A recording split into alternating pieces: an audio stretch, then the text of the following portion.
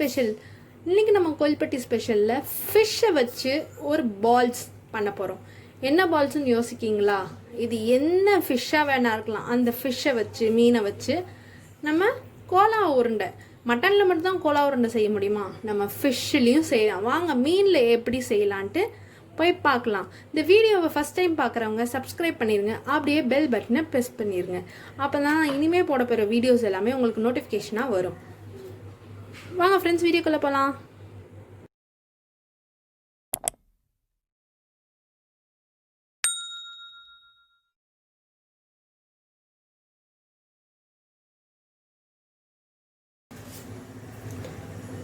முள் இருந்த மீனாக இருந்தாலும் பரவாயில்ல. இப்போ நான் ஊளி மீன் தான் எடுத்திருக்கேன். இதை நம்ம இப்போ இட்லி கொப்பரையில் வேக வச்சு எடுத்துக்கலாம். நம்ம எதுக்கு வேக வைக்கணும்? அப்போ தான் நம்மளுக்கு ஈஸியாக முள்ளு தனியாக எடுக்கிறதுக்கு நல்லாயிருக்கும். ஒரு இட்லி பாத்திரம் எடுத்துக்கோங்க. அதில் மீன் எல்லாத்தையும் வச்சுருங்க. இப்போ பார்த்தீங்கன்னா நம்ம மீனெல்லாம் ஸ்டீம் பண்ண போகிறோம். தண்ணியில் கொதிக்க விட்டு எடுத்திங்கன்னா அந்த டேஸ்ட்டும் ஃப்ளேவரும் இருக்காது. ஸோ நம்ம அந்த தண்ணி யூஸ் பண்ண மாட்டோம். அதனால் நம்ம ஸ்டீம் பண்ணி எடுத்துக்கலாம். ஒரு 10 to 15 மினிட்ஸ் நம்ம ஸ்டீம் பண்ணிக்கோங்க. நல்லா வெந்து வந்துடும். பார்த்தீங்கன்னா நம்மளுக்கு நல்லா வெந்துடுச்சு. இது நம்ம இப்போ எடுத்து வச்சுக்கலாம். இப்போ இதில் இருக்க முள் எல்லாத்தையும் நம்ம அப்படியே எடுத்துடலாம். சென்டர் பகுதியில் முள் இருக்கும். உங்களுக்கு முள் இல்லாத மீன் கிடச்சதுன்னா ரொம்ப நல்லாயிருக்கும். இப்போ பார்த்தீங்கன்னா மீனில் இப்படி சென்டராக முள் இருக்குது பாருங்கள். இதை எடுத்துருங்க. மீதி ரெஸ்ட்டு இப்படி போட்டுடலாம். இதை நம்ம மிக்சியில் போட்டு மையா அரைச்சிங்கன்னா ரொம்ப மையாக பேஸ்ட்டாக இருக்கும். இது நம்ம பிசைஞ்சாலே அந்த நம்ம வடை போடுற பதத்துக்கு நம்மளுக்கு கிடச்சிரும். இப்படி எல்லாத்தையும் நம்ம எடுத்துக்கலாம். இப்போ நான் எல்லா மீனையும் எடுத்து வச்சுக்கிட்டேன். இதை நம்ம ஒரு ஓரமாக வச்சுட்டு தக்காளி, வெங்காயம், இஞ்சி, பூண்டு எல்லாத்தையும் நம்ம வதக்கி எடுத்துக்கலாம். இப்போ பார்த்தீங்கன்னா எண்ணெய் நல்லா காஞ்சிருச்சு. நான் ஒரு தக்காளி எடுத்துருக்கேன். வெங்காயம் 2 பெரிய வெங்காயம் எடுத்துருக்கேன். இஞ்சி, பூண்டு இது எல்லாத்தையும் சேர்த்துக்கோங்க. சேர்த்து நல்லா வதக்கிக்கோங்க. நம்ம இது எடுத்து அப்படியே அரைச்சி போட்டிங்கன்னா ரா ஸ்மெல் வரும். நம்மளுக்கு கொஞ்சம் வதக்கி, தக்காளி எதுக்கு போடுறோன்னா நம்மளுக்கு புளிப்பு, காரம் எல்லாமே இருக்கணும். அதுக்கு தான் நம்ம வதக்கிக்கிறோம். நல்லா பச்சை வாடை போகிற வரைக்கும் நல்லா வதக்கிக்கோங்க. இப்போ இந்த தக்காளி, வெங்காயம் இதுக்கு மட்டும் நீங்கள் உப்பு சேர்த்துக்கோங்க.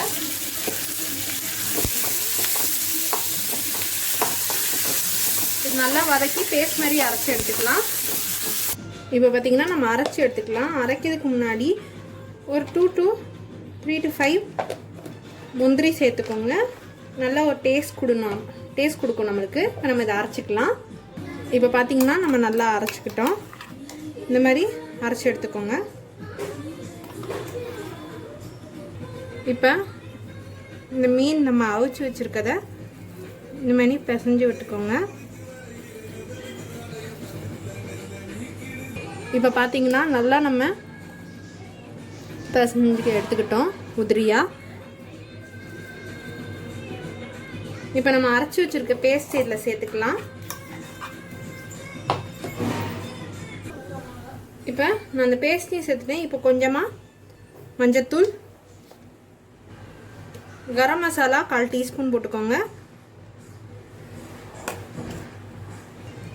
பெப்பர் 1/4 டீஸ்பூன், 1/2 டேபிள் ஸ்பூன் மிளகாய்த்தூள். ஏன்னா நம்ம பச்சை மிளகாலாம் சேர்க்கல. பச்சை மிளகாலாம் இதில் சேர்த்தாலும் நல்லா இருக்காது. ஸோ அதனால் 1/2 டேபிள் ஸ்பூன் போட்டிருக்கேன். சோம்பு 1 டேபிள் ஸ்பூன். கொஞ்சம் அதிகமாக போட்டால் தான் நல்ல ஒரு ஃப்ளேவரும் நல்லாயிருக்கும். 1/4 டீஸ்பூன் சீரகம் கொஞ்சமாக போடுங்க. இந்த ஃபிஷ் கறி மசாலான்னு கடையில் கிடைக்கும். அதை லைட்டாக சேர்த்துக்கோங்க. கொஞ்சம் ஒரு மீன் குழம்பு பொடி ஸ்மெல்லு வர்றதுக்காண்டி லைட்டாக சேர்த்துக்கோங்க. தேவையான அளவு உப்பு சேர்த்துக்கோங்க. 1 டேபிள் ஸ்பூன் கடலை மாவு. இப்போ இது ஃபுல்லாத்தையும் நல்லா மிக்ஸ் பண்ணி விட்டுக்கோங்க.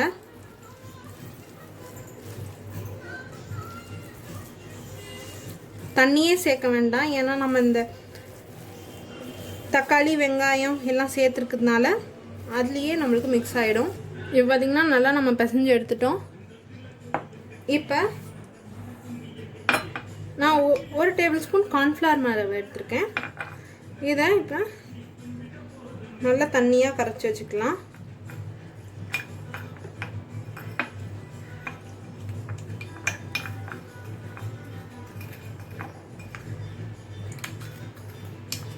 பார்த்தீங்கன்னா இப்போ நம்ம நல்லா கரைச்சி வச்சிட்டோம். கார்ன்ஃப்ளவர் மாவு இல்லாதவங்க கொஞ்சமாக அரிசி மாவை இதில் சேர்த்து நல்லா பிசைஞ்சுக்கோங்க.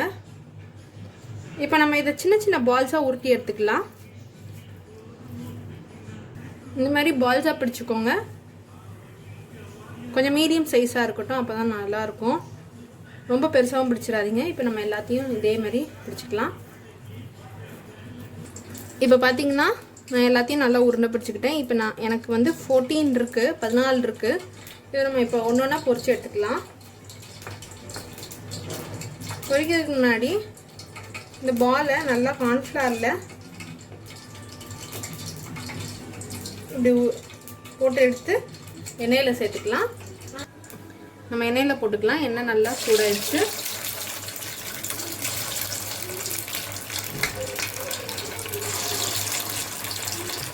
இப்போ மெதுவாக திருப்பி விடுங்க எல்லாத்தையும்.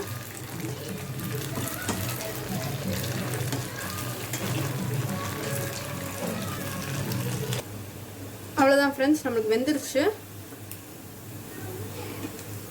இந்த ஸ்டேஜில் நம்ம எடுத்துடலாம். எவ்வளோ கிறிஸ்பியாக இருக்குது பாருங்கள். உள்ளே எவ்வளோ நம்ம அந்த ஸ்மெல்லே ஃபிஷ் ஸ்மெல்லே நம்மளுக்கு வராது. ஏன்னா நம்ம வந்து எல்லாமே இது ஸ்டீம் பண்ணி இதுக்கு போட்ட மசாலா எல்லாமே நம்ம வந்து வதக்கி தான் நம்ம அரைச்சிருக்கோம். அந்த ரா ஸ்மெல்லே இருக்காது. சூப்பராக இருக்கும். உங்கள் குழந்தைகளுக்கு கண்டிப்பாக ட்ரை பண்ணுங்கள். பெரியவங்களுக்கும் பிடிக்கும்.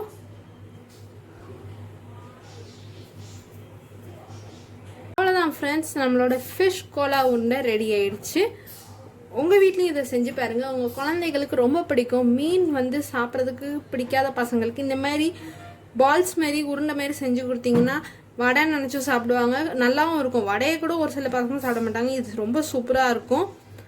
ரிலேட்டிவ்ஸ் எல்லாத்துக்கும் ஷேர் பண்ணுங்க. பிடிச்சிருந்தா உங்கள் ஃப்ரெண்ட்ஸ் நீங்களும் செஞ்சு பார்த்துட்டு உங்கள் ஃபீட்பேக்கை கமெண்ட் பாக்ஸில் பண்ணுங்கள். அப்போ தான் எங்களுக்கும் ஒரு என்கரேஜ்மெண்ட்டில் இருக்கும். ஸோ கீப் வாட்சிங் கோயில்பட்டி ஸ்பெஷல். தேங்க்யூ.